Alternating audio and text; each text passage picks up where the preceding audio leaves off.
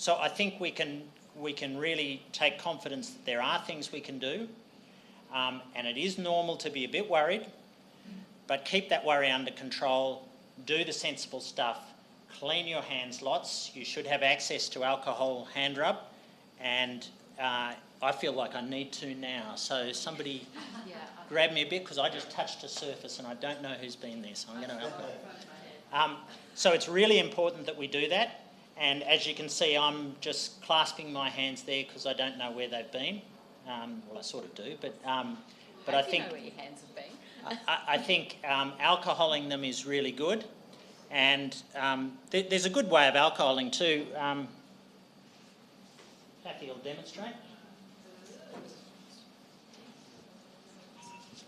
So you want to get both surfaces of your hands and in between your fingers, and actually get that alcohol around the hands, and that gives you the confidence that your hands are clean.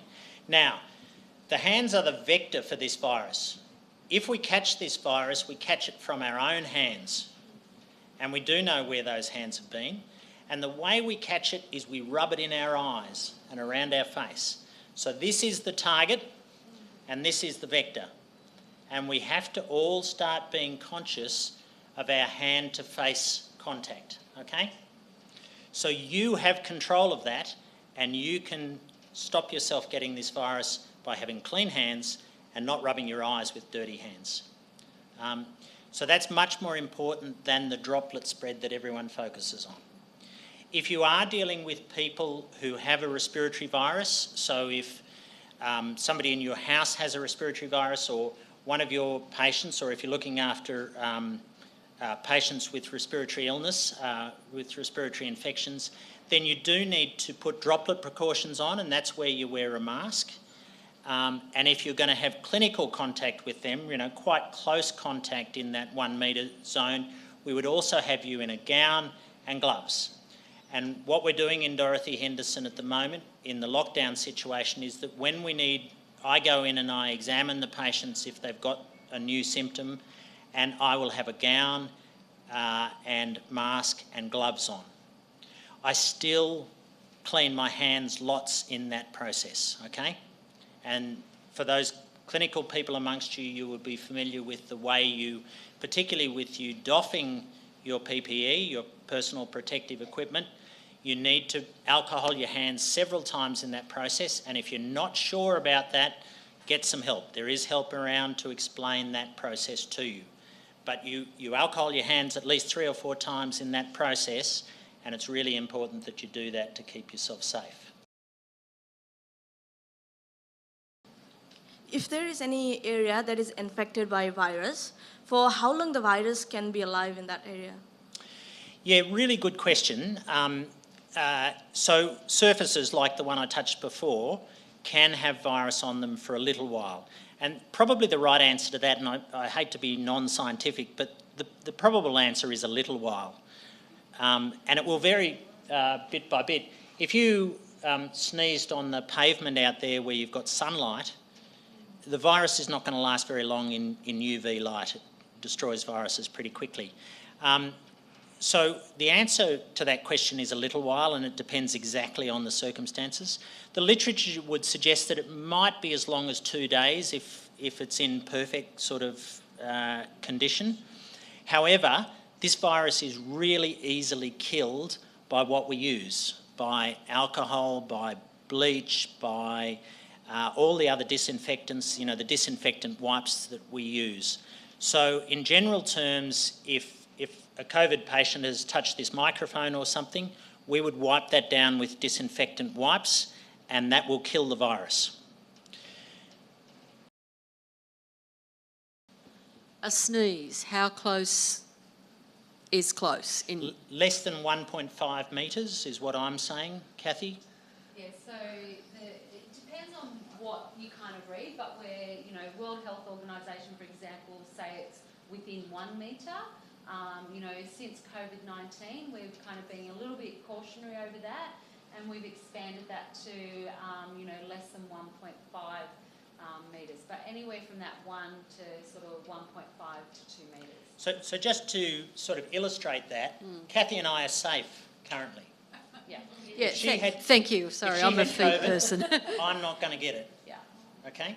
Right. Unless we cuddle up. That's So this That's is what I what's wanted called, to know. This is what's called social distancing. You know, we do want people to maintain their own personal space, and we can have conversations with people at 1.5 metres quite simply, and we stand back. This morning when I arrived, I got offered a few hands and we did this. So you can actually protect yourself by, other people are the risk factors here. So, but you don't need to be miles away from them. This is enough. for a sneeze. For a sneeze, yes. I might just take this opportunity to focus on some of the infection control requirements. So obviously we have standard precautions, contact, droplet and airborne precautions. Currently COVID-19 is managed via contact and droplet. Airborne precautions when we do aerosol generating procedures, of which many would not be done in these environments. These are precautions that are your business as usual precautions. So, you know, they set us in good stead for managing normal droplet spread infections, so normal, you know, influenza type illnesses. We're coming into winter. It's about making sure that we're across those precautions normally. And I think sometimes what these types of situations teach us is that, you know, we often let some of those good standards go by the wayside, but it's really important that we manage around standard precautions. So all those things, cough etiquette, respiratory hygiene, washing hands, good environmental cleaning, you know, social distancing, cleaning equipment, protecting yourself for any person who's got, you know, influenza-like illnesses and you need to be close, then you put a mask on. They're the things that we would do normally.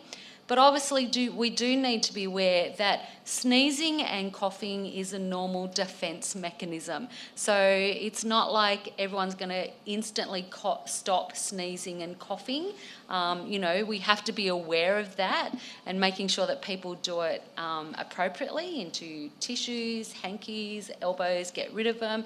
It's about knowing your cough or, you know, sneezing if you have allergies and things like that. It's about recognising a change and aligning those with symptoms. And James might want to sort of say a little bit more about that. But, you know, I'm just cognizant that, you know, some people get very cranky when somebody sneezes, you know, beside them or coughs and, you know, but it is a normal defence mechanism that we sneeze and cough. It's about how we manage that and making sure that we're aware of things that are different to that, and any symptoms that are outside of those that may be aligned with an influenza-like illness, then you need to exclude yourself from work.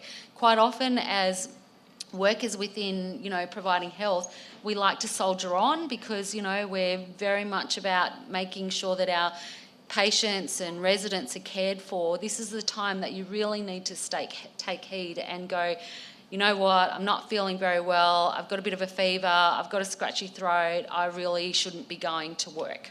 You know, those sorts of things. Yeah, well said, Kathy. But I think separating when you're worried and you're imagining symptoms from when you genuinely have symptoms is what Kathy's sort of pulling out there.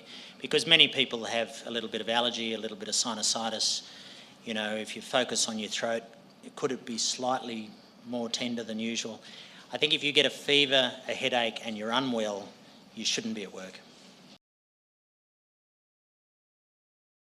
I think one of the risks in this situation is the worried well. So a lot of people worried out there and wanting to go and get swabs. And if they all come to our emergency department at the same time, we're not going to be able to look after the heart attacks, the strokes, you know, all the things that an emergency department needs to look after. So what we want to identify is people who are contacts, and whether they're either close contacts or casual contacts. And, you know, this is a big suburb, and yet we have a small number of cases in a very isolated area. So if you have sat with one of those cases and had 15 minutes of face-to-face, you know, discussion with somebody who goes on to be definitely COVID positive, then you are a close contact. And public health will be chasing those individuals, and they'll be on a list and they'll be followed up. Contacts outside of that get much more diffuse as you go out, and it's much less likely that there'll be a problem outside of that immediate close contact group. So what we tend to do is try and identify that close contact group and follow that group quite intensely. And if people are in that group, then yes, they will be followed and have that problem managed. If they're outside of that group, they probably won't, but they might think they should be in that group, and that's the issue you're discussing. And we want to try and avoid too many people trying to insert themselves into the close contact group when they're not part of that group. So the fact that you've worked on this site is not a risk factor. You need to actually have a specific risk factor.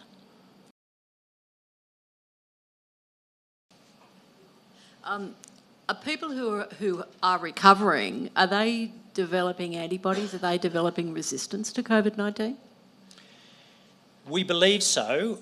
With every other virus, that's the way it works. So there's no reason to believe it won't work that way with this virus. The only hesitation in my voice is because those studies are actively being done, and they're being done at Westmead and they're being done at Prince of Wales and all the other hospitals that are involved in the research aspects of this.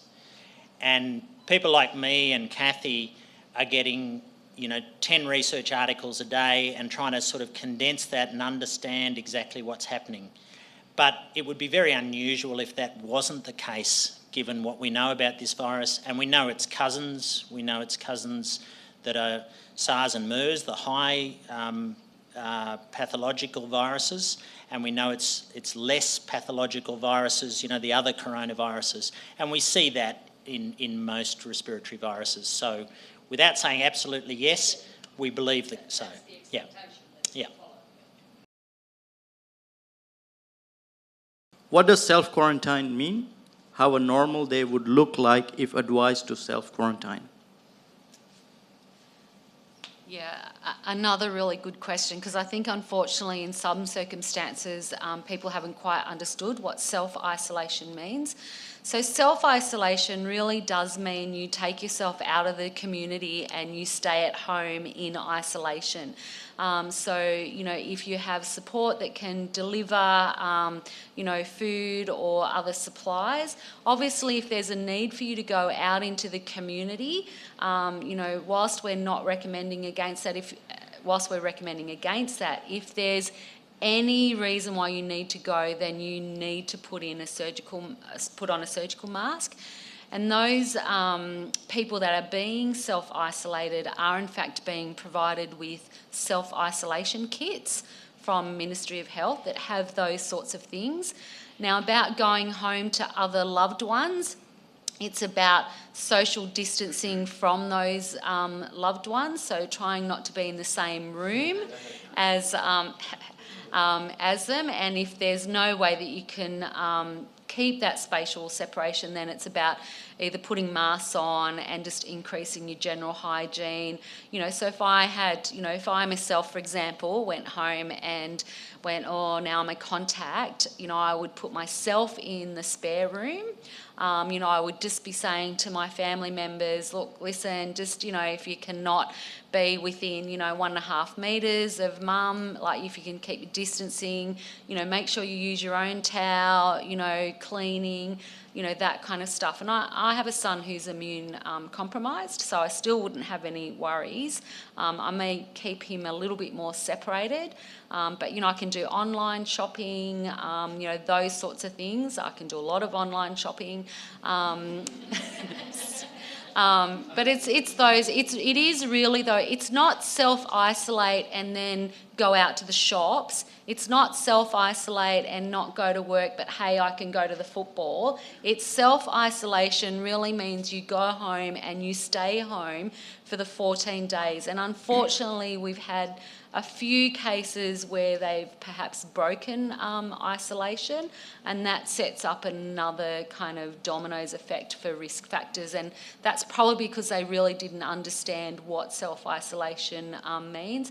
There are online hotline numbers that you can ring if you're having issues or you need some additional support.